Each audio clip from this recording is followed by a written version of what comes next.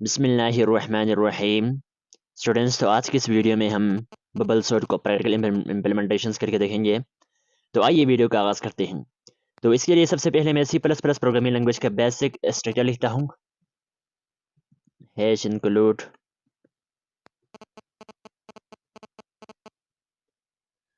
I stream using namespace std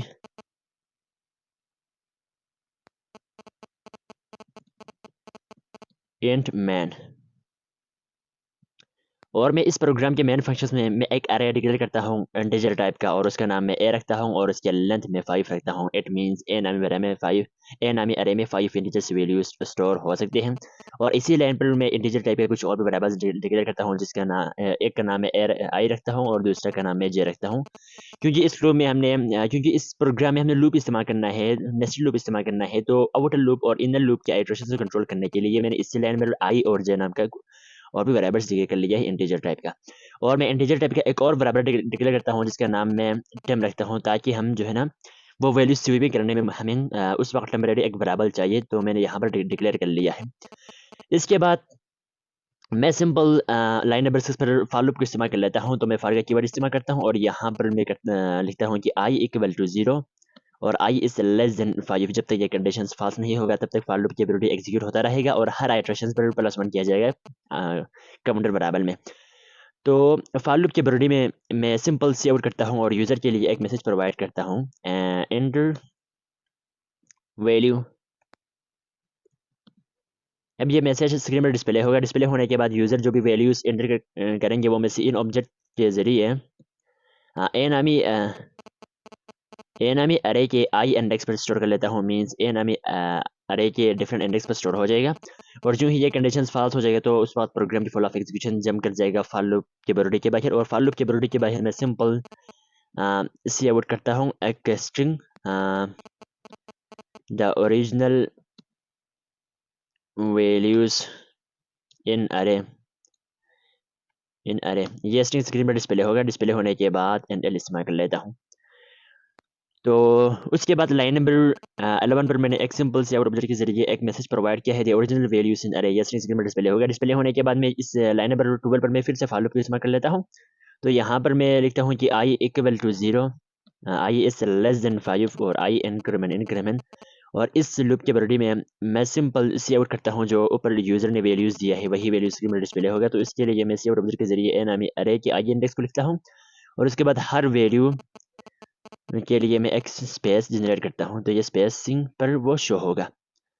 और जो ही ये कंडीशंस फॉल्स हो जाता है तो प्रोग्राम की फुल ऑफ एग्जीक्यूशन जंप कर जाएगा फॉर लूप के बॉडी के बाहर। अब मैं फॉर लूप के बॉडी के बाहर नेस्टेड लूप को इस्तेमाल करना है। तो यहाँ पर मैं लिखता हूँ कि आउटर लूप को मैं पहले लेता हूँ आउटर फॉर लूप को, और यहाँ पर मैं आई वेरिएबल को इनिशियली 0 की वैल्यू कर लिया और उसके बाद i इज लेस देन 5 लिखता हूँ। मीन्स जब तक ये कंडीशन फॉल्स नहीं होगा तब तक ये बॉडी एग्जीक्यूट होता रहेगा और हर आइटरेशन पर काउंटर बराबर में +1 किया जाएगा। उसके बाद मैं एनएल फॉर लूप लिखता हूँ। इनर फॉर लूप में मैं जे वेरिएबल्स को इनिशियली 0 की वैल्यू करता हूँ और J is less than 4। Less than 4 मैंने इसलिए लिखा है ताकि जे की काउंटिंग 1 से शुरू हो जाता है, तो मैंने 4 तक लिखा है। और उसके बाद हर आइटरेशन पर जे वेरिएबल में भी +1 किया जाएगा। तो हर आइटरेशन पर जे वेरिएबल में भी +1 किया जाएगा, क्योंकि ये जे इनर लूप के काउंटर वेरिएबल है, तो हर आइटरेशन पर उसकी वैल्यू अपडेट होती रहती है। और उसके बाद मैं यहाँ पर कंडीशन चेक करना है कि सॉर्ट करना है। तो क्या देखना है कि पहली अरे की पहली एलिमेंट्स की पहली एलिमेंट्स में जो वैल्यू पड़ी हुई है क्या वो दूसरे एलिमेंट से एक प्रॉपर ऑर्डर में है कि नहीं। अगर है तो ठीक है, नहीं तो मैंने इसको स्वैप करना है। तो यहाँ पर मुझे कंडीशन चेक करना होगा। तो इसके लिए मैं लिखता हूँ कि इफ ए नामी अरे के जे इंडेक्स पर जो वैल्यू स्टोर है क्या वो ए नामी अरे के जे +1 इंडेक्स से बड़ी है। ये कंडीशन चेक होगा। अब ए नामी अरे के जे इंडेक्स जो फर्स्ट आइटरेशन पर जे की वैल्यू 0 है, तो ए नामी अरे के 0 इंडेक्स पर जो वैल्यू पड़ी हुई है क्या वो ए नामी अरे के 1 इंडेक्स पर जो वैल्यू पड़ी हुई है उससे बड़ी है। अगर है तो ये इफ़ की कंडीशंस इफ़ के ब्रूडी एग्जीक्यूट होगा। मैं ब्रूडी बना देता हूँ। अगर ये कंडीशंस ट्रू हो जाए तो उस वक्त इफ़ के ब्रूडी एग्जीक्यूट होगा। तो जब ये ट्रू हो जाए तो उस वक्त मैंने टेम नामी वेरिएबल में असाइन करता हूँ। टेम नामी वेरिएबल को जो हमने पहले डिक्लेयर कर चुका है, अब यहाँ पर मैंने असाइन करना है। ए नामी अरे के जे इंडेक्स पर जो वैल्यू पड़ी हुई है वो टेम नामी वेरिएबल में स्टोर करना है। जब स्टोर हो जाएगा तो ए नामी अरे के जे इंडेक्स खाली हो जाएगा। तो यहाँ पर मैं क्या करता हूँ कि ए नामी अरे के जे इंडेक्स जो ऊपर लाइन नंबर 20 की वजह से खाली हो चुका है, उसमें मैंने असाइन करना है ए नामी अरे के J+1 पर जो वैल्यू पड़ी हुई है उसको असाइन करना है। करने के बाद अब लाइन नंबर 21 की वजह से ए नामी अरे के J+1 के लोकेशंस खाली हो जाएगा। तो यहाँ पर मैंने क्या करना है, ए नामी अरे के J+1 लोकेशन जो खाली हुआ है उसमें असाइन करना है टेम वेरिएबल को। टेम वेरिएबल को जब असाइन कर लोगे तो टेम वेरिएबल में जो कि ए नामी अरे की जे इंडेक्स वाली वैल्यू स्टोर है तो वो वैल्यू स्टोर होगा। तो ये दोनों आपस में स्वैप होगा। और जो ही ये कंडीशंस फॉल्स हो जाता है तो उस वक्त प्रोग्राम की फुल ऑफ एग्जीक्यूशन जंप कर जाएगा लूप के बॉडी के बाहर, और मैं बाहर एक लाइन छोड़ता हूँ एंड एल। उसके बाद मैं सिंपल सी आउट करता हूँ एक्स स्ट्रिंग द सॉर्टेड अरे। ये स्ट्रिंग स्क्रीन पर डिस्प्ले होगा। डिस्प्ले होने के बाद में अरे जो सॉर्ट होने के बाद में इसको डिस्प्ले कर लेता हूँ। तो इसके लिए मैं लूप का इस्तेमाल करता हूँ, फॉर लूप, और यहाँ पर मैं आई की वैल्यू 0 दे दूंगा और I is less than 5, I plus plus. तो यहाँ पर मैंने सिंपल सी आउट करना है ए नामी अरे के आई इंडेक्स पर जो वैल्यू आए हैं स्टोर होने के बाद वो डिस्प्ले होगा। डिस्प्ले होने के बाद ये कुछ स्पेसिस में डिस्प्ले होगा। तो इस प्रोग्राम में मैंने सबसे पहले ए नाम का एक अरे डिक्लेयर किया है जिसकी टाइप इंटीजर रखा है और इसकी लेंथ 5 रखा है। इट मींस ए नामी अरे में 5 इंटीजर वैल्यूज आ सकते हैं। और इसी लाइन पर मैंने आई जे टेम नाम का कुछ और भी वेरिएबल्स डिक्लेयर कर लिया है। आई जे मैंने इसलिए डिक्लेयर किया है क्योंकि इस प्रोग्राम में हमें नेस्टेड लूप इस्तेमाल करना है। तो आउटर लूप और इनर लूप के आइटरेशन को कंट्रोल करने के लिए मैंने आई और जे वेरिएबल्स को डिक्लेयर किया है। और टेम नामी वेरिएबल को मैंने इसलिए डिक्लेयर किया है ताकि हमने अगर वैल्यू एक प्रॉपर ऑर्डर में नहीं है तो उस वक्त स्वैप करना होता है, तो उस वक्त हमें एक टेम्परेरी वेरिएबल चाहिए। तो इसलिए मैंने यहाँ पर डिक्लेयर कर लिया है। और लाइन नंबर 6 पर मैंने सिंपल फॉर लूप का इस्तेमाल किया है और यहाँ पर मैंने लिखा है आई इक्वल टू 0, आई से less than 5, I plus plus. जब तक ये कंडीशन ट्रू नहीं होगा तब तक ये बॉडी एग्जीक्यूट होता रहेगा और हर आइट्रेशन पर इंटर वैल्यू स्क्रीन पर आ जाएगा। आने के बाद यूजर जो भी वैल्यूज इंटर करेंगे वो ए नामी अरे के आई इंडेक्स पर स्टोर किया जाएगा। मींस ए नामी अरे के डिफरेंट इंडेक्स पर स्टोर होंगे। उसके बाद लाइन नंबर 11 की वजह से एक स्ट्रिंग स्क्रीन पर डिस्प्ले होगा।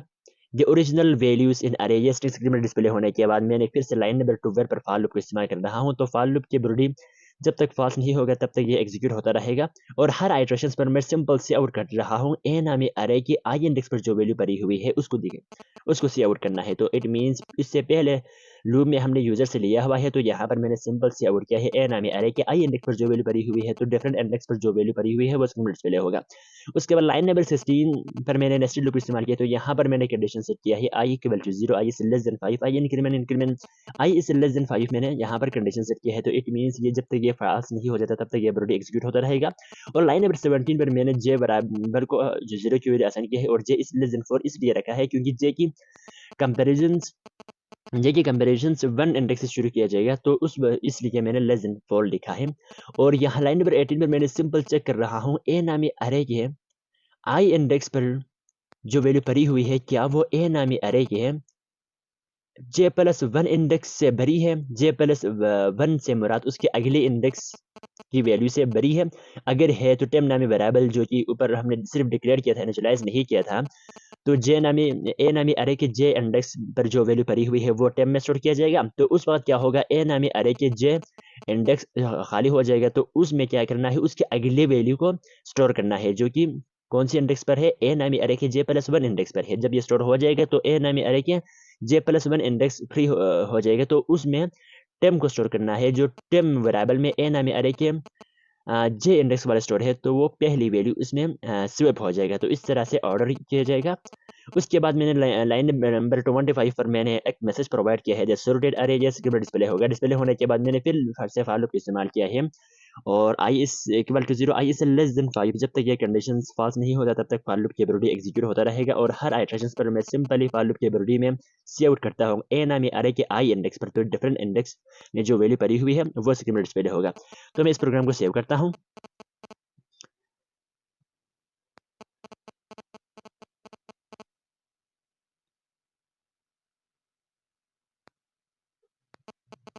अब मैं इस प्रोग्राम को कंपाइल एंड रन करता हूँ। तो स्टूडेंट्स आप देख सकते हैं एंटर वैल्यू स्क्रीन पर आ चुका है। अब मैं इसे पहले 17 दूंगा और एंटर वैल्यूज़ अब मैं सेकेंड इंडेक्स पर मैं 23 दूंगा। मैं रैंडमली कोई वैल्यू दूंगा और वो हमें सॉर्ट कर लेगा। उसके बाद मैं तीसरे नंबर पर मैं इसे दूंगा 5 और मैं दूंगा कि 11 और मैं इसे 8 दूंगा। और जो ही मैं एंटर की प्रेस करता हूँ तो स्टूडेंट्स आप देख सकते हैं द ओरिजिनल वैल्यूज़ इन अरे ये स्क्रीन पर आ चुका है। जिस तरह हमने जिस ऑर्डर में हमने दिया था उसी ऑर्डर में हमें डिस्प्ले भी हो लिया कर लिया 17 23 5 11 एंड 8।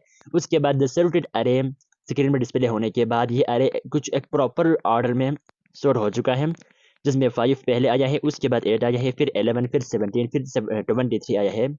ये एक मुकम्मल फॉर्मेट में हमें डिस्प्ले हो चुका है। तो स्टूडेंट्स आपने देखा कि हम किस तरह अपने प्रोग्राम में बबल सॉर्ट को परफॉर्म कर सकते हैं।